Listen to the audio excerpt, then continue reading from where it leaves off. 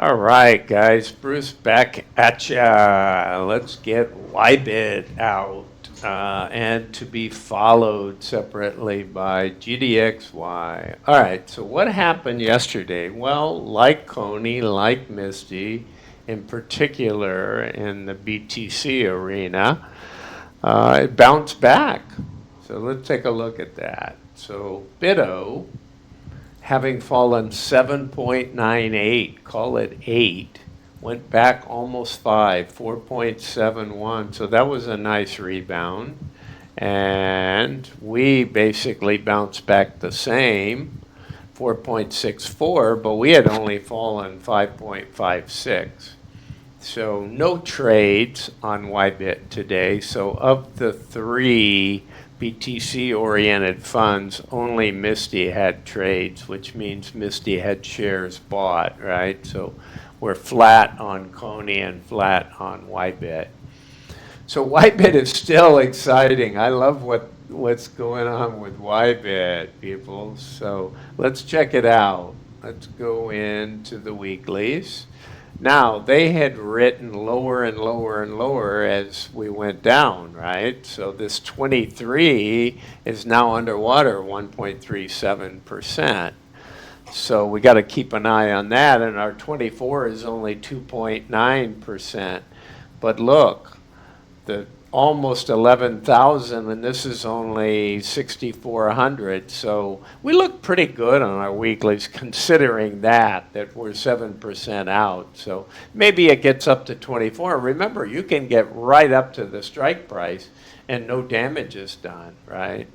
So let's see what we wrote those 24s for. We wrote the 24s in two batches. Well, this one is showing 10,000. So why is that showing it on 24? That might have been a mistake. Probably got these inverse. It's probably 41. Yeah, I think that's what's happening. This is a 24 and this is a 25. I think that's probably what happened.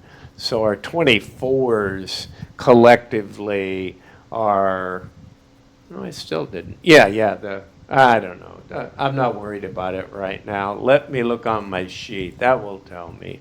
So I have 5420 in the 24 category. So that only gets there by having the 41 and the 1320. So the 10 are in 25 territory. Okay, so the 10,700 are way up there at 25, and 5420 are I'm looking at a separate monitor with my holdings, so that's why I can do it quickly, peoples. Okay, so we got that dialed in, and then we can go to the weeklies and understand. Yeah, so these are way out there. We're looking good because there's so many. And this, we could run up to 24 and pull back. But anyway, I was going to look and see what we sold those 24s for to see how much above that.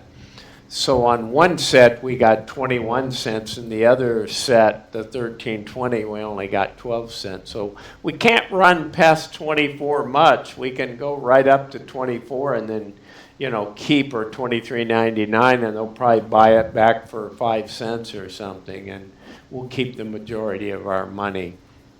All right, how do our synthetics look? So that's our weeklies. You see here, everything was up. I had updated the chart yesterday, so this, bounce just took us back closer to 25. But we're still in the middle. We're still in this bull channel, right? It'll touch the bottom, touch there. We had one touch up here, one down here, one touch here. I imagine the next time we touch, it's like banging on a door with your shoulder. If you hit it hard a couple times, by the third time, you're more likely to break through. And it's the same with stocks and overhead resistance. You weaken it from hitting it so many times. And just like here's once, we don't really want to come down and test this mark. So let's see if this stuff holds and we move on up, peoples. All right, let's look at overall holdings. So we are still at a 22 million loss versus a 24.2, right? So these dates haven't been updated, but in fact, the data has been updated. That's what really counts. Sometimes I should put some kind of formula in here, but I haven't, and then holidays will mess you up when you start having that. So you can't win for losing sometimes. But we look overall pretty good. Coney's having a good month, or YBIT is having a great month. It's just a question of what they pay us, right? That is the $1 million question. I mean, this is a lot of money for a small fund, but so let's look at weekly. So on these, we've collected 91%, almost 92%, because they're out there, folks. They're at the 25 mark. This one, we were up 40 or 50% when we were down more. Now we're only up, 8. But realistically, if we don't go by 24 and 3 trading days, we're going to collect this 86.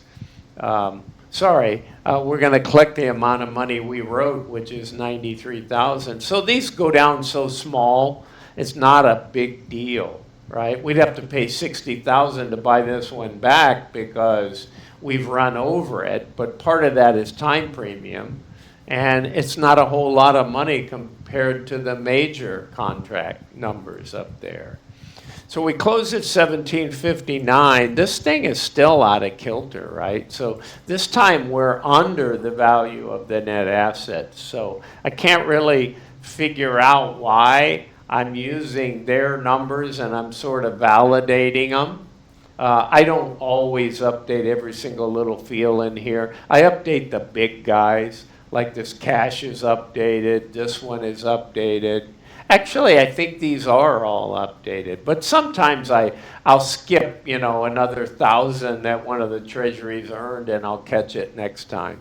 But the number I'm actually using is the accurate total, in case you want to know how you get NAV to begin with, right? It's all the net assets they have minus liabilities divided by the number of shares outstanding.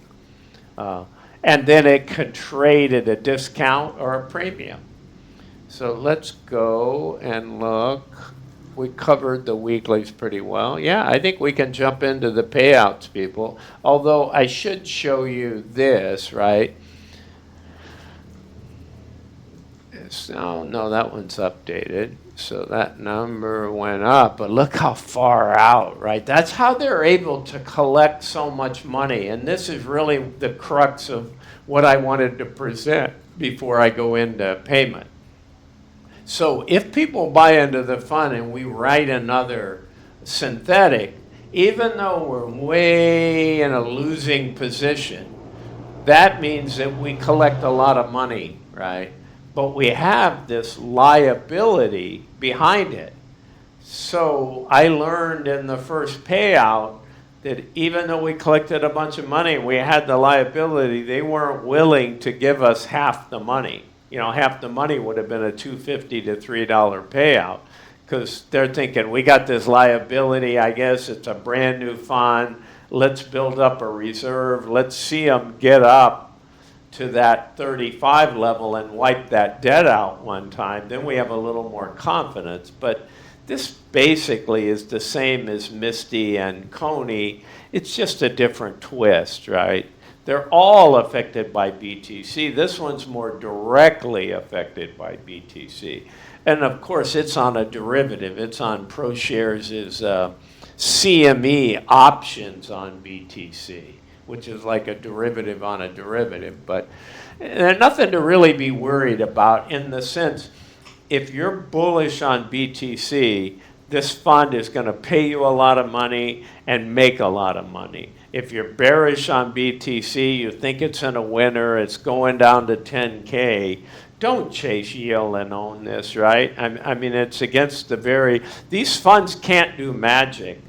They can pay you good yield in a flat to down market and even in a slightly up market. And then they can pay you really good money in a big up market, but the underlying is going to outperform. Let's say Bitcoin triples in 4 months. You're going to get a one-bagger here. You're going to get a 100% increase in your NAV, but you're going to get paid really good money along the way.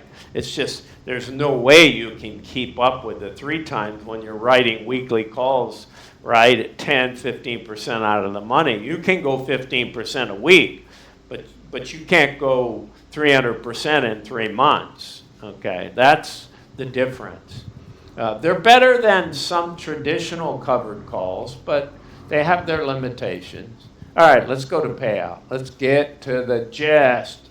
All right, so no real changes, right? This pretty much, when the shares increase, our payment values go down because you divide it by a bigger number, right? If you look at this number, it's a simple divide all of the income. When you add these two numbers, negatives or positives, right? So you add these two negative numbers, you get a bigger negative number. But the reality is that's payout money, and you divide by here.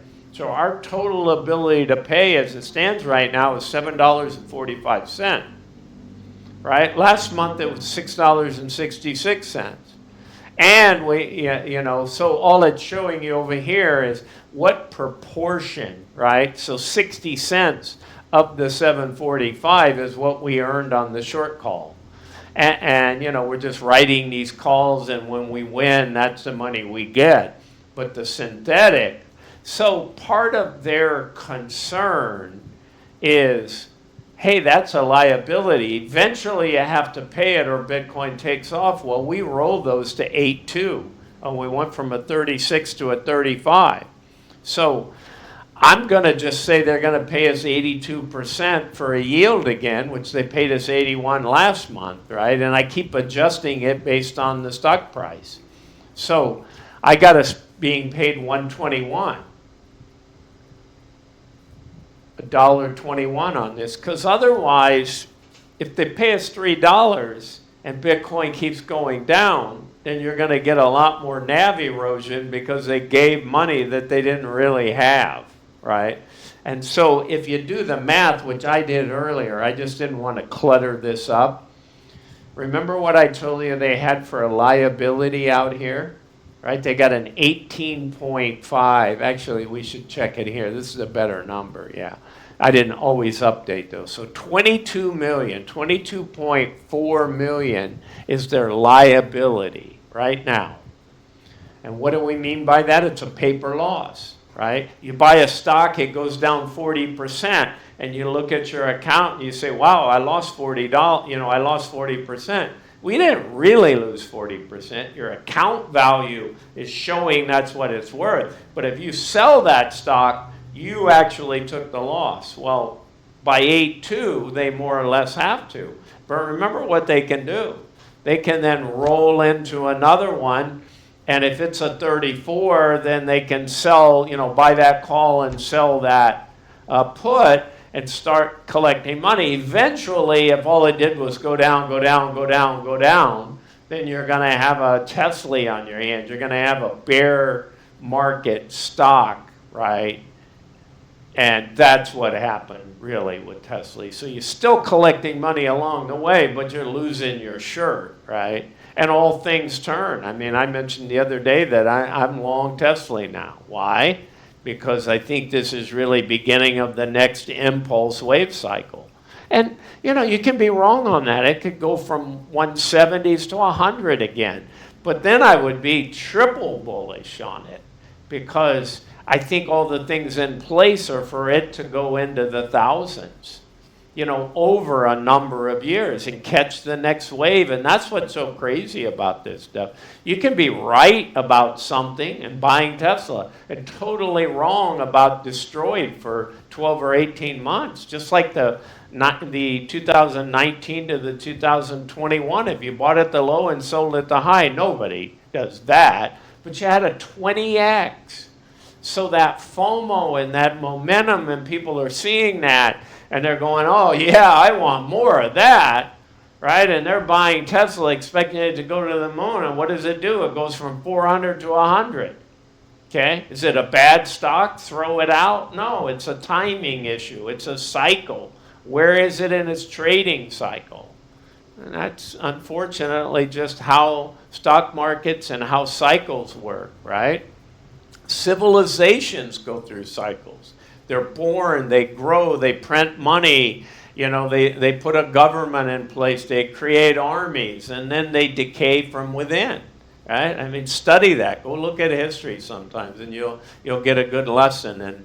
And there's cycles, and there's a lot of scientists and a lot of mathematicians who have developed a lot of formulas around cycles and things. And so sometimes I study those. History can be a good lesson for us all. All right, I went on my rant. Let's get to the payout, Bruce. Here we go. All right, so I touched on this, but I just wanted to say that's why. They see that paper liability. It's a young fund. They paid us once. Nobody's going to throw the baby out with the bathwater if you're getting an 80% yield. Yeah, if you bought it at $20, actually, I think on opening when I bought some, I got it for $19.90. So again, sometimes I mix up, that could have been GDXY. But the point is they started at 20 price. So you might be feeling, hey, I'm down 12%, whatever the number is, right? But you collected a nice payout. Do I think this has a lot of upside? You bet. When? You tell me, right? Your guess is as good as mine sometimes. All right. So I'm in this one. I like it. But I like Coney, I like Misty, right? I like GDXY, I like Tesla. There's some others I'm moving into, but I'm not going to tell you until I'm already in those. Okay, so I'm saying $1.21, hoping they do a little more, but not expecting them to do that. All right, peoples, again, this is not financial advice. I'm not a financial advisor. Hope you had a little bit of fun, even bearing through my rant, and you were entertained. All right, guys. See ya. Bye.